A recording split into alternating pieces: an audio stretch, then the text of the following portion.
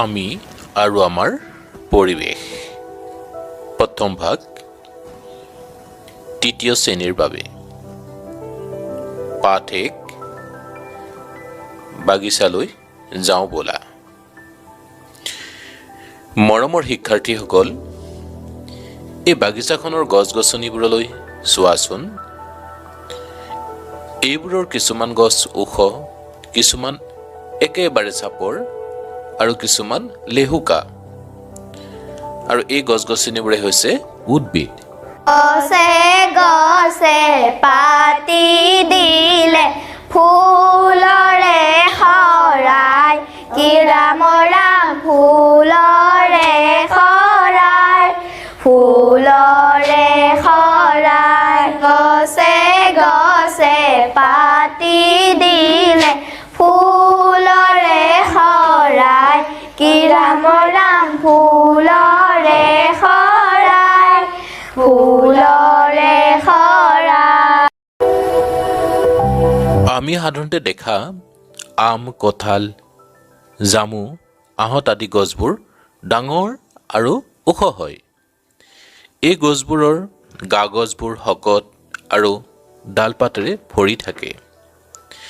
এইবোৰ গছৰ গাটো শকত আৰু টান। এই উদ্ভিদবোৰক বৃক্ষ বুলি কোৱা হয়। মোৰ নাম বৃক্ষ, মই শকত আৰু ওখ। এই বৃক্ষবোৰৰ পৰাই আমি কাঠ পাওঁ।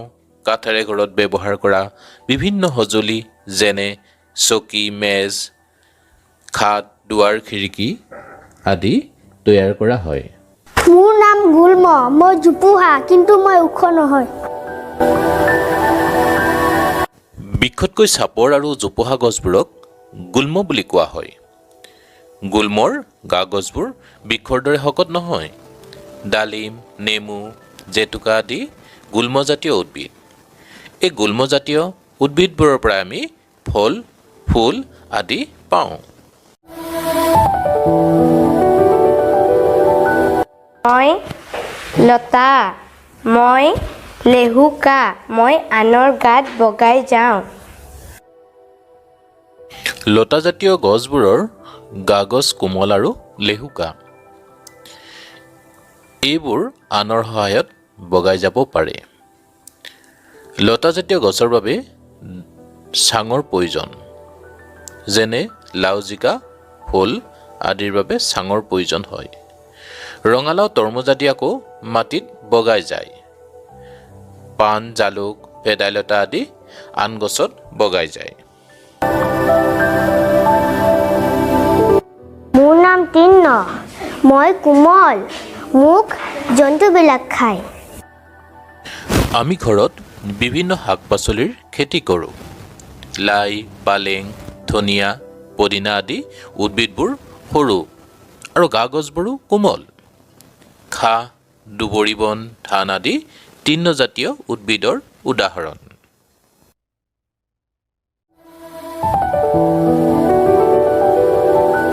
আমাৰ চাৰিওফালে বিভিন্ন ঔষধি গুণ থকা উদ্ভিদো আছে।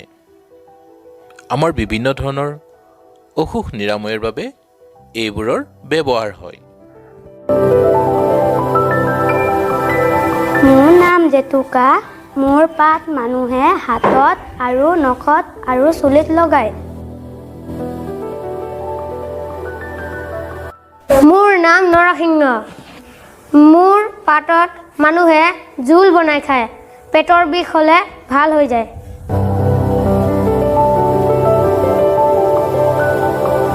মোৰ নাম তুলসী, মানুহৰ জ্বৰ কাহ হ'লে মোৰ ৰস খায়।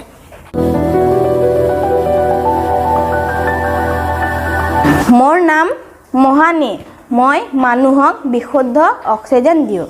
মোৰ পাত মানুহে ছালৰ বেমাৰত ব্যৱহাৰ কৰে। মানুহৰ পেটৰ বিষ হ'লে মোৰ পাত সিজাই খায়।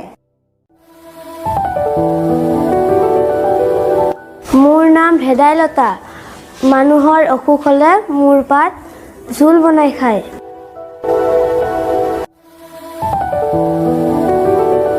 আমি ঔষধি গছ আমাক ঘৰৰ চাৰিওফালে পাব।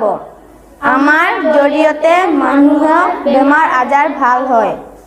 আমাক উপহাৰ কৰা, আমি আপোনালোকক উপহাৰ দিম।